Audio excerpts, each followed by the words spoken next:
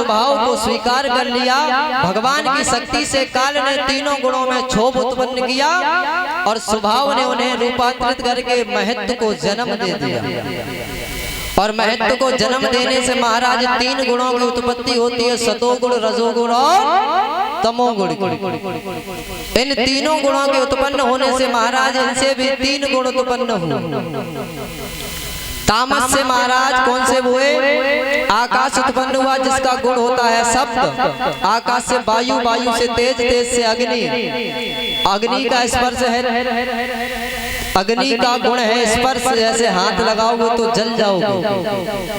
तेज से हुआ जल, जल से हुई पृथ्वी, इसका गुण होता है रस और पृथ्वी का गुण होता है गंध।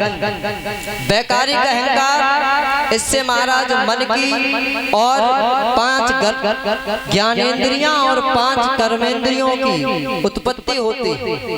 इन्हीं से महाराज 10 दिशाओं के देव उत्पन्न हुए।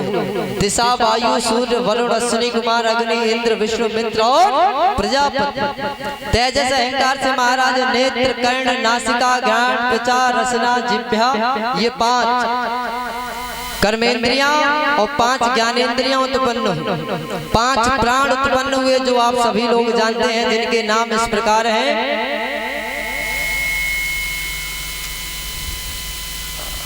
प्राण, अपान, व्यान, उदान और समान। ये तो महाराज 5 तो मुख्य है, बता देते हैं सभी को। अब फिर वही बात आएगी अध्यात्म वाली। परीक्षित जी महाराज आप तो समझते हैं इन बातों को। 5 प्राण हैं, प्राण, अपान, व्यान, उदान और समान। ये हो गए प्रमुख। लेकिन इनके भी 5 उपप्राण होते हैं। शरीर के अंदर महाराज 10 प्राणों की उत्पत्ति है। 10 प्राण होते हैं प्रत्येक मनुष्य के अंदर। जब व्यक्ति की मृत्यु होती है, जिस समय उसे चिता पे लिटाया जाता है, आग लगा दी जाती है, तो कपाल क्रिया होती है, जो बांस खटकाया जाता है उसकी खोपड़ी पे। मैंने कहा था कि हर चीज के पीछे कोई ना कोई रहस्य होता, पता बेशक ना हो, लेकिन वो क्रिया पीढ़ी दर पीढ़ी चलती आई। उसका हम महत्व भूल गए, लेकिन थ्योरी नहीं भूले। जब हम उस बांस को उसके सर में मारते हैं तो एक प्राण होता है, वो हमारे इस खोपड़ी में निवास होता है उसका। जब उसको उसमें मारते हैं तब उसका वहां से निकलना होता है। 5 प्राण ये हुए। 5 प्राणों के उपप्राणों के नाम बताता हूँ। देवदत्त, प्रकल, कूर्म, नाग और धनंजय नाम के ये 5 उपप्राण होते हैं इसी शरीर में। इसके बाद प्रभु ने पिंड एवं ब्रह्मांडों की रचना की और एक ब्रह्मांड स्वरूप अंडा 1 सहस्र वर्षों तक उस जल में पड़ा रहा। 1 सहस्र वर्षों तक पड़ा रहा। तो प्रभु की इच्छा हुई, वो अंडा फूटा। उस अंडे से भगवान नारायण की उत्पत्ति हुई। नारायण नाम कब पड़ा? नार धन अयन बराबर नारायण। नार यानी जल का एक पर्यायवाची होता है नार। अनन्य पर्यायवाची है, नीर कह लो, जल कह लो, नार कह लो, बार कह लो, तोय कह लो।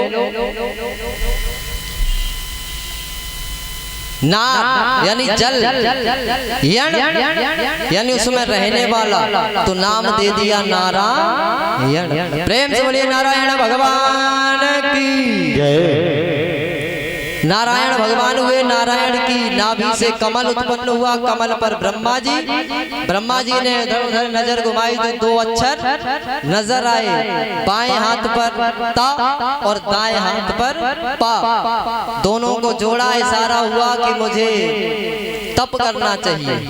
और इधर कमल की पत्तियों से बूंद जल में गिर रही तो आवाज आ रही थी टप टप टप टप टप टप टप। दोनों से उन्होंने अपना अंदाजा लगाया कि हमें आज्ञा है कि हमें अब तप प्रारंभ करना चाहिए। तो आज ब्रह्मदेव ने तप किया। इसके पश्चात ब्रह्मा जी को आदेश मिला कि सृष्टि रचना करो। तो ब्रह्मा जी ने अपने 4 मानस पुत्रों को जन्म दिया कि सनकम सनंदनम सनातनम च सनत कुमार। सनक सनंदन सनातन च सनत कुमार, ये चार उन्होंने अपने मानस से मन से पुत्र उत्पन्न किए। इन्हें जब सृष्टि की रचना करने के लिए कहा तो इन्होंने मना कर दिया। जब मना किया तो इन्हें लगा कि हमारे पुत्रों ने हमारा तिरस्कार किया है। भौं काली पड़ गई, क्रोध आ गया, पसीना गिरा जमीन पर। उस पसीने की बूंद से महाराज एक बालक उत्पन्न हुआ कि साहबैरु रौद्र देवानां पूर्वजो भगवान भव। वे देवताओं के पूर्वज भगवान रुद्र और कोई नहीं। जब ये प्रकट हुए नील लोहित समान तो इन्हें ब्रह्मा जी ने 11 नाम दिए। मनु, मन्यु, महिनस, महांसेव, वृतध्वज, उग्ररेता, भवकाल, वामदेव, धृत और व्रत। ब्रह्मदेव ने सृष्टि करने के लिए आदेश दिया तो इन्होंने तामसी सृष्टि उत्पन्न करनी चालू कर दी। बिच्छू, ततारे, सर्प, कांतर इत्यादि ये बनाने लगे। तो ब्रह्मदेव ने कहा पुत्र सृष्टि को यही रोक दो। फिर ब्रह्मा जी ने 10 पुत्रों को बनाया।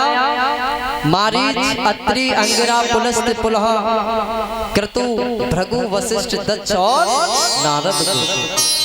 ब्रह्मा के मुख से सरस्वती जी का प्रादुर्भाव हुआ।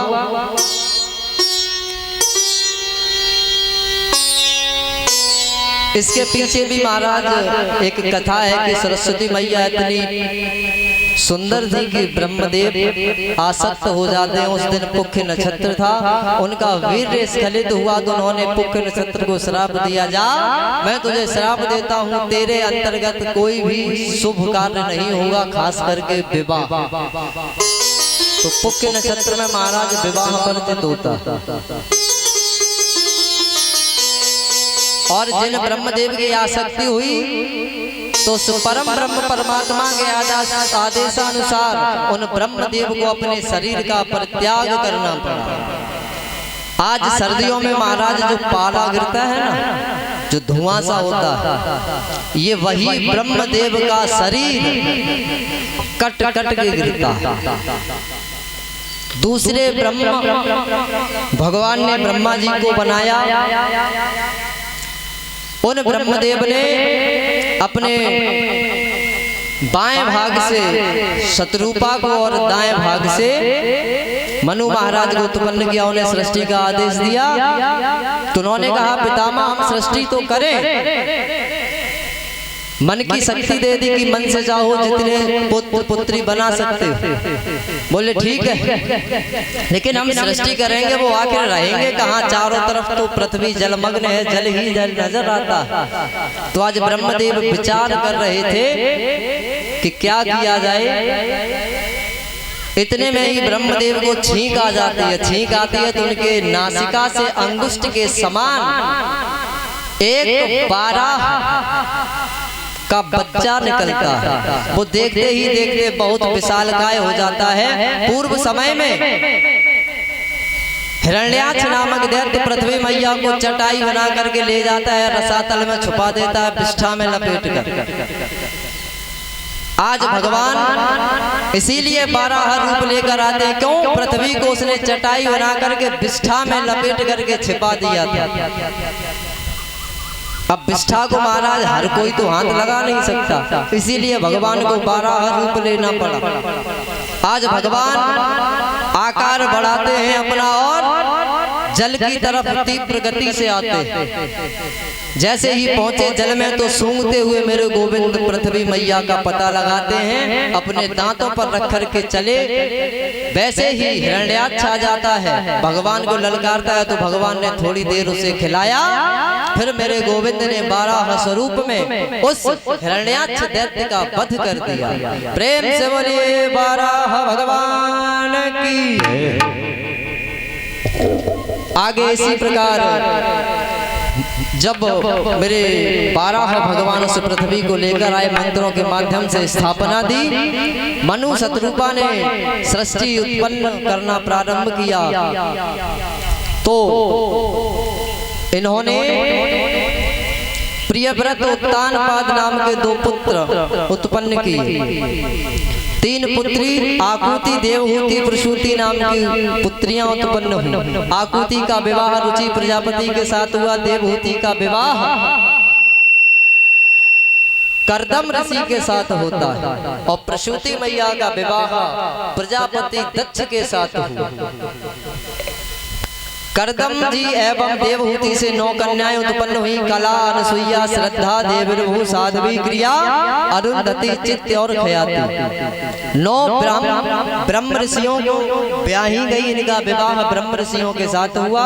प्रसूति एवं दक्ष से 16 कन्याएं उत्पन्न हुई, जिनसे 13 कन्याओं का विवाह जिनमें से धर्म के साथ होता है, एक अग्नि देव के साथ दी गई, एक पितरों को दी गई और एक भगवान शंकर को ब्याही गई, जो कि जगत विख्यात हुई सती के नाम से। मरीचि पत्नी कला से कश्यप और पूर्णिमा नामक 2 पुत्र हुए, जिनके वंश से सारा जगत भरा पड़ा। पूर्णिमा के 2 पुत्र विरज और विश्वक हुए और देवकुल्या नामक एक कन्या उत्पन्न हुई। यही देवकुल्या नामक कन्या दूसरे जन्म में जाकर भगवान श्री हरि विष्णु के चरण कमल के धोवन से प्रकट होकर के गंगा जी के स्वरूप में से पृथ्वी मैया पर अवतरण होती हैं। अत्रि की पत्नी अनसुईया से दत्तात्रेय भगवान, दुर्वासा ऋषि और चंद्रमा नाम के 3 पुत्र उत्पन्न हुए, जो कि ब्रह्मा, विष्णु और शिव शंकर के अवतार माने जाते हैं। चतुर्थ स्कंद के 2 अध्याय में महाराज विदुर जी ने पूछा है, मैत्रेय जी से प्रश्न किया। कुछ ही क्षणों के पश्चात आप सभी लोगों के समक्ष बाबा भोलेनाथ और मैया पार्वती की झांकी आने वाली है। सभी लोग दीदार करेंगे बस थोड़ी देर और। कि भवे शीलवतां श्रेष्ठो दक्षो दुहित वत्सलः विद्वेषं करोति कस्मात् नात्रत्यात्मजां सतीम। विदुर जी ने मैत्रेय जी से कहा कि प्रजापति दक्ष तो अपनी समस्त कन्याओं से समान प्रेम करता था। बोले सत्य है, तो फिर उसने सती मैया और बाबा भोलेनाथ का अनादर क्यों किया? कृपा करके हमें ये वृत्तांत बताएं। तो सुखदेव जी कहते हैं, हे राजन परीक्षित सुनिए, जो प्रश्न किया है वह अति उत्तम है। जगत का कल्याण करने के लिए तुमने ये प्रश्न किया है, हम तुम्हें सुनाते हैं। एक बार की बात है, जिस समय त्रेता युग में भगवान श्री हरि नारायण के अवतार भगवान श्री रामचंद्र जी का अवतार हो चुका था। नामकरण संस्कार हुआ, शिक्षा दीक्षा हुई, विवाह हो गया। विवाहोपरांत वनवास हुआ। वन में पहुंचे मैया सीता का हरण हो चुका। कहानी कहाँ पहुंची थी हे राजन सुनो, कि गंगा से पार हो चुके थे। जब वनवास हुआ तो गंगा मैया को पार किया, कि गंगा से पार हो चुके थे। श्री दशरथ मरण हो चुका था, पार हो चुके। दशरथ मरण हो चुका था। क्या गंगा से पार हो चुके थे। याद है श्री दशरथ मरण हो चुका था। हरि बोल। श्री दशरथ मरण हो चुका था। इसो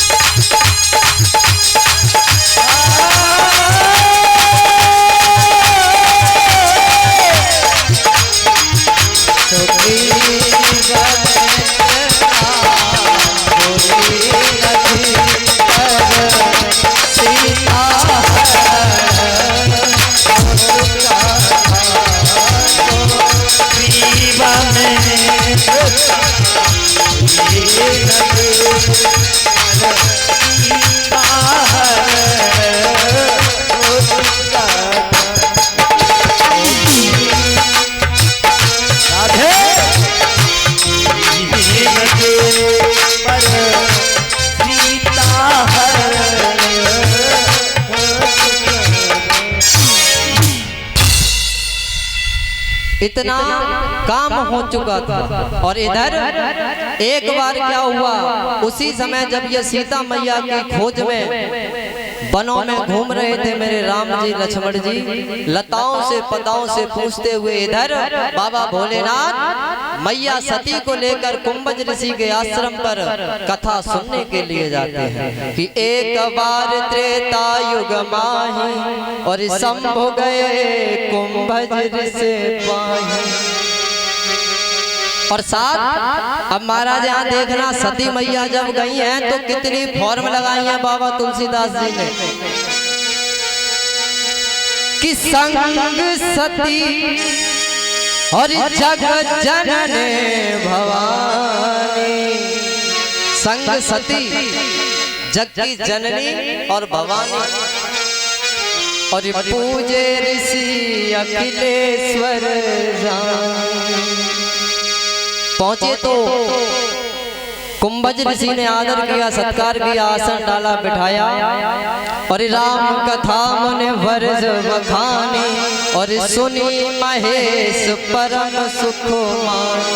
अब सुना किसने है? यहाँ पर भी मैया सती ने नहीं सुनी है। अगर सुनती तो बाबा जी पागल तो थे नहीं। जब महेश लिखा है तो वो कहीं ना कहीं मैया सती की एक लाइन तो लिख ही देते।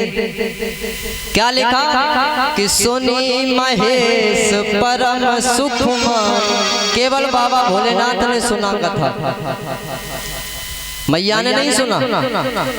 कहत सुनत रघुपति गुण गाथा, कछु दिन रहे तहा गिरनाथ। थोड़े दिन मेरे बाबा भोलेनाथ मैया सती को लेकर वहीं रहे। उसके पश्चात जब चले हैं वहां से नंदी पे असवार होकर दृश्य देखा तो भगवान भोलेनाथ तो जानते हैं कि ये मेरे इष्ट हैं, पूर्ण ब्रह्म परमात्मा के अवतार हैं। तो बाबा भोलेनाथ ने क्या किया कि जय सच्चिदानंद जग पावन और अस कह चले मनोजन सा। यानी कामदेव को मारने वाले भगवान भोलेनाथ ने राम जी को देखते ही जय सच्चिदानंद उच्चारण किया। अब तो सती मैया चक्कर में पड़ गई कि सती जो दशा संभव देखी और उपजा संदेह विषेकी। जब ये दृश्य देखा तो उन्हें संदेह हो गया महाराज कि ये इन दो राजकुमारों से कह रहे हैं जय सच्चिदानंद जग पावन, और मेरे पति तो इस समस्त जग के ईश्वर हैं, स्वामी हैं, और ये इनसे राजकुमारों से जय सच्चिदानंद का जय घोष कर रहे हैं। क्या कि शंकर जगत बंध्य जगदीशा, सुर नर मुनि सब नावहि सीसा। समस्त देवी देवता मेरे पति मेरे स्वामी के आगे नतमस्तक होते हैं, और ये इन दो राजकुमारों के समक्ष अपना सर झुका रहे हैं, प्रणाम कर रहे हैं। ये हमें अचरज मालूम पड़ता है। और सुतन की प्रणाम, ये कैसे संभव है कि जगत का ईश्वर नृप यानी राजा के बालकों को प्रणाम करे। कितने नृप सुतन की प्रणाम और कहे सच्चिदानंद प्रधान। इस प्रकार सती मैया के मन में संदेह हुआ। शंकर भगवान से बहुत भगवान ने समझाया, सती नहीं मानी तो बाबा भोलेनाथ ने कह दिया हे सती, यदि तुम्हें इतना ही संशय है तो जाओ परीक्षा ले लो, ये मेरे इष्ट परम ब्रह्म परमात्मा है। उनका अवतार हुआ है कि जो तुमरे मन अति संदेह अरे तो के न जाए परीक्षा ले। यदि तुम्हें संदेह है, संशय है, तो जाओ परीक्षा ले लो। सती मैया गई, भगवान राम लक्ष्मण जिस मार्ग से जाते हैं उसी मार्ग में सीता मैया का रूप बना के खड़ी हो गई। लक्ष्मण जी की दृष्टि पड़ी, क्यों जीव है, राम जी ब्रह्म है और सती मैया माया है। जीव का स्वभाव है माया के प्रति आकर्षित होना। तो सर्वप्रथम लक्ष्मण जी की नजर पड़ती है, कहते हैं अरे भैया हम तुम तो भाभी को ढूंढते ढूंढते परेशान हो गए, देखो भाभी तो ये खड़ी, भगवान जी राम जी इशारा करते हैं लक्ष्मण नजर नीचे करो और सीधे चलते रहो। भगवान जिस मार्ग पर सती मैया सीता जी का वेश बना के खड़ी हो जाते हैं उस मार्ग को छोड़ के दूसरे मार्ग से निकलते हैं, लेकिन सती मैया फिर आगे पहुंचती हैं दूसरे मार्ग में भी वही रूप बनाकर सीता जी का। सोचती हैं कि अगर ये परम ब्रह्म परमात्मा का अवतार है तो ये मुझे पहचान लेंगे, और यदि राजा के लड़के हैं तो अभी सीता सीता कह के हमें पकड़ लेंगे। ठीक है, बहुत देर हो गई। भगवान राम बोले अब ये मानेगी नहीं, ऐसे कुछ दिखाना पड़ेगा। तो भगवान राम जी ने कह दिया कि कहे बहोरे कहा प्रस के तू और पिपनिया के फिर हो के ही है तू।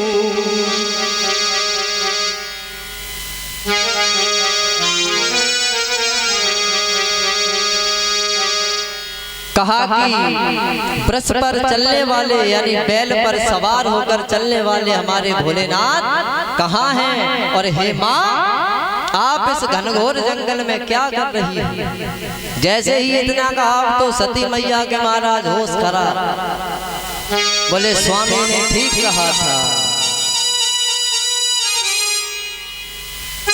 भगवान ने सोचा अब तुमने इतना ढोंग रचा है तो कुछ हम भी तुम्हें नजर दिखा देते हैं। भगवान ने अपनी योग माया को आदेश दिया, नजर क्या आया कि वहीं राम जी खड़े हैं, बीच में सीता मैया खड़ी हैं और बगल में ही लक्ष्मण जी खड़े।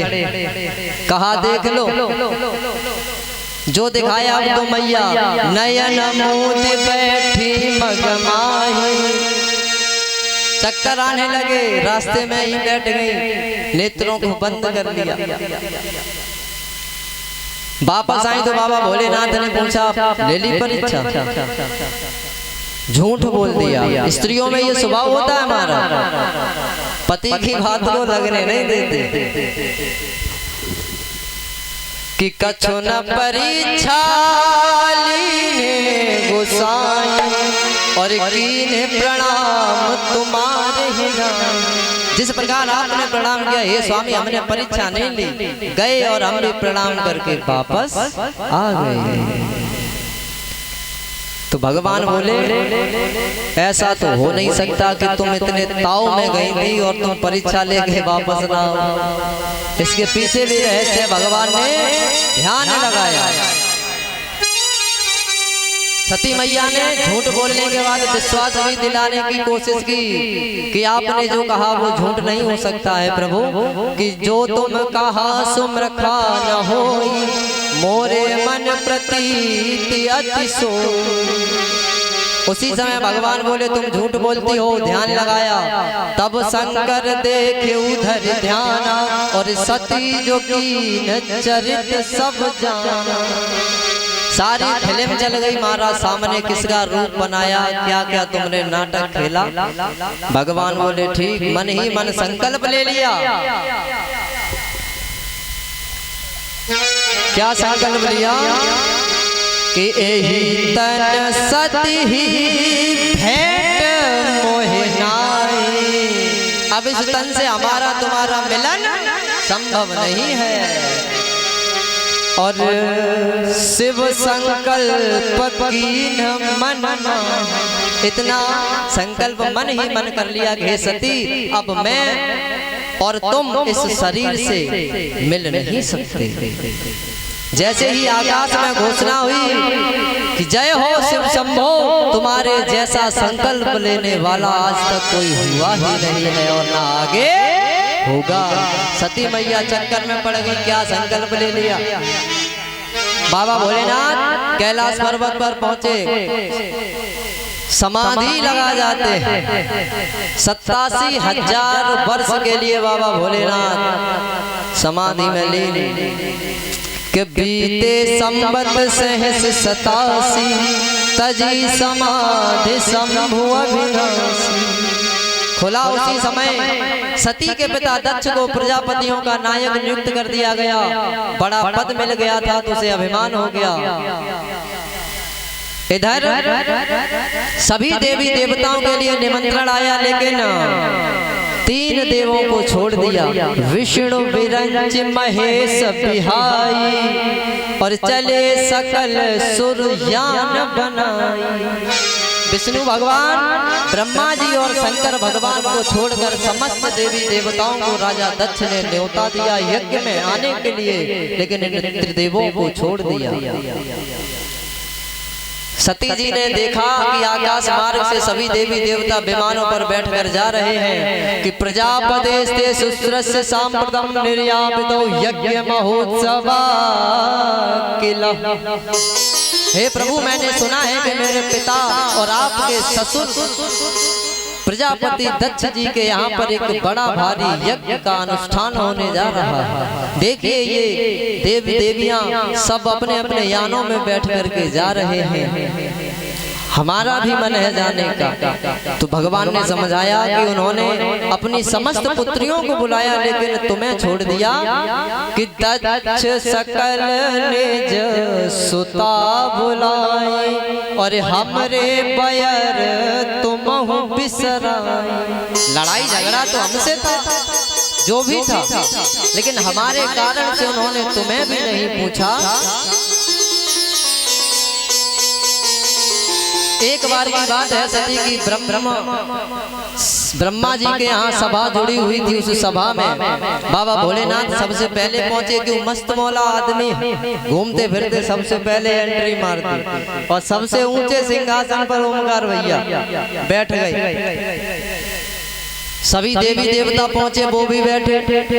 जैसे ही प्रजापति दक्ष का आगमन हुआ तो समस्त देवी देव खड़े होकर उनका स्वागत करते हैं, लेकिन बाबा भोलेनाथ ध्यान लगाए बैठे हैं आराम से। जैसे ही दक्ष ने देखा, क्यों बात वही आ गई कि महाराज कोई भी हो कि अस को जन्मा है जगमाही और प्रभुता पाए काहे मदना।